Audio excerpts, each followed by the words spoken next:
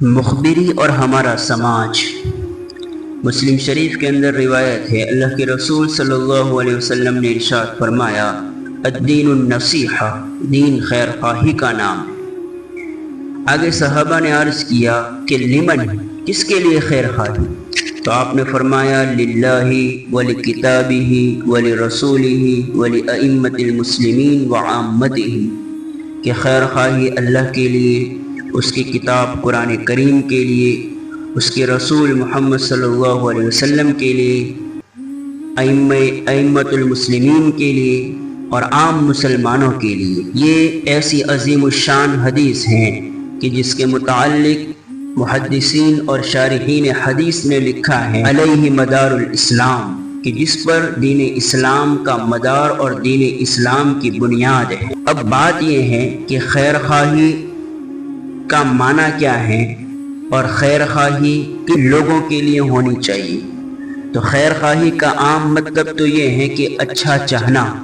اور کس کے لیے خیر خواہی ہونی چاہیے؟ تو حدیث کے اندر اس کی نشاندہی کی گئی ہے۔ اس حدیث کو موضوع بحث بنانے کا مقصد صرف اور صرف حدیث کا آخری حصہ ہے کہ خیر خواہی عامۃ المسلمین کے لیے بھی ہونی چاہیے۔ اب عام مسلمانوں کے لیے کیا خیر خواہی ہونی چاہیے؟ تو اس کے متعلق شارحین حدیث نے لکھا ہے کہ دنیا اور آخرت میں جو چیزیں مسلمانوں کو فائدہ پہنچائے، ایسی چیزوں کی ان کو رہبری کرنا، مسلمانوں کو جن چیزوں سے تکلیف ہو سکتی ہو اس کو ختم کرنا، دین کی بنیادی باتوں سے اگر وہ ناواقف ہو تو ان کو وہ باتیں بتلانا اور ان کی قولی اور فعلی مدد کرنا، ان کے عیبوں کو چھپانا، ان کی کوتاہیوں اور کمزوریوں کو دور کرنے کی کوشش کرنا، ان کو جانی مالی نقصان سے بچانا اور ان کو فائدہ ہو اس کی کوشش کرنا، نرمی اور اخلاص کے ساتھ ان کو اچھی باتوں کا حکم کرنا اور بری باتوں سے روکنا، ان کے ساتھ شفقت سے پیش آنا، ان کے بڑوں کا احترام اور عزت کرنا، چھوٹوں کے ساتھ رحم و کرم کا معاملہ کرنا، کسی کو کوئی نصیحت کرنی ہو تو اس انداز سے کرنا کہ اس کی بے عزتی نہ ہو، مسلمانوں کو دھوکہ نہ دینا، حسد نہ کرنا، ان کے لیے وہی چیز پسند کرنا جو اپنے لیے پسند ہو، اور جو چیز اپنے لیے ناپسند ہو ان کے لیے بھی ناپسند کرنا،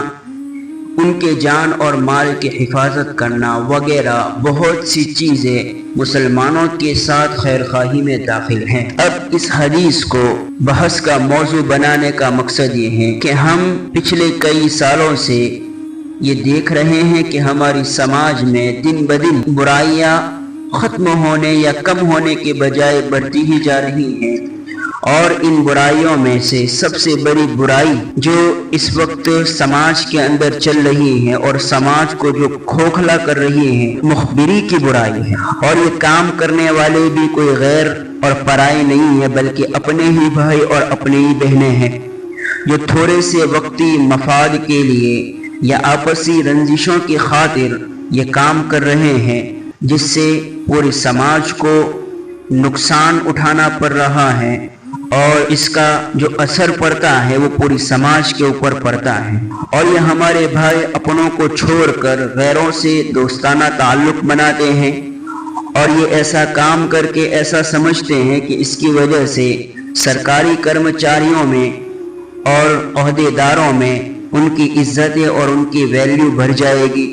حالانکہ قرآن کریم نے ہمیں جگہ جگہ صاف لفظوں میں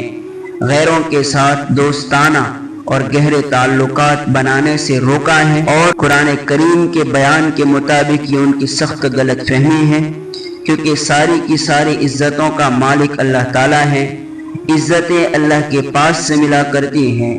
عزتیں دین اسلام پر چلنے والوں کو ملا کرتی ہیں، اور اگر اس سے ہٹ کر طریقوں میں عزتیں تلاش کی جائیں تو رسوائیاں اور ذلتیں مقدر ہوتی ہیں۔ فاروق اعظم رضی اللہ تعالیٰ عنہ کا فرمان بھی ہے کہ تم اگر اسلام کو چھوڑ کر کسی اور طریقے سے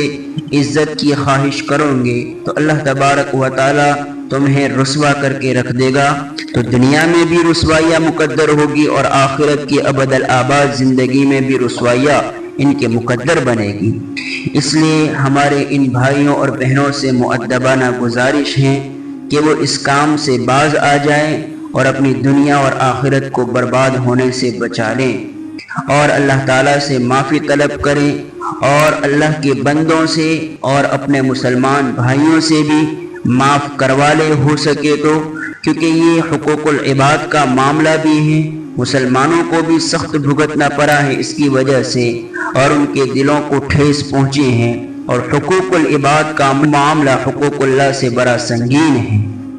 اس لیے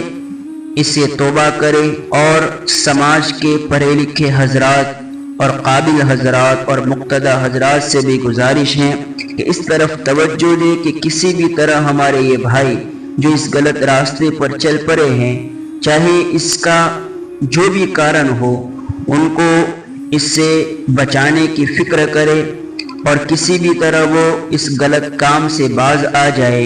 اس کے لیے جو بھی طریقہ مفید اور مؤثر ہو اس کو اپنانے کی کوشش کرے۔ یہ سماج کے ساتھ بہت بڑی خیر خواہی ہوگی، اور یہ ثواب اور عبادت سے خالی نہیں ہوگا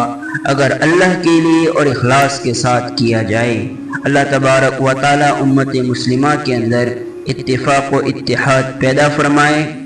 ان کو اپنے مقصد اصلی کی طرف متوجہ فرمائے، اور دنیا اور آخرت میں کامیابی نصیب فرمائے۔ آمین۔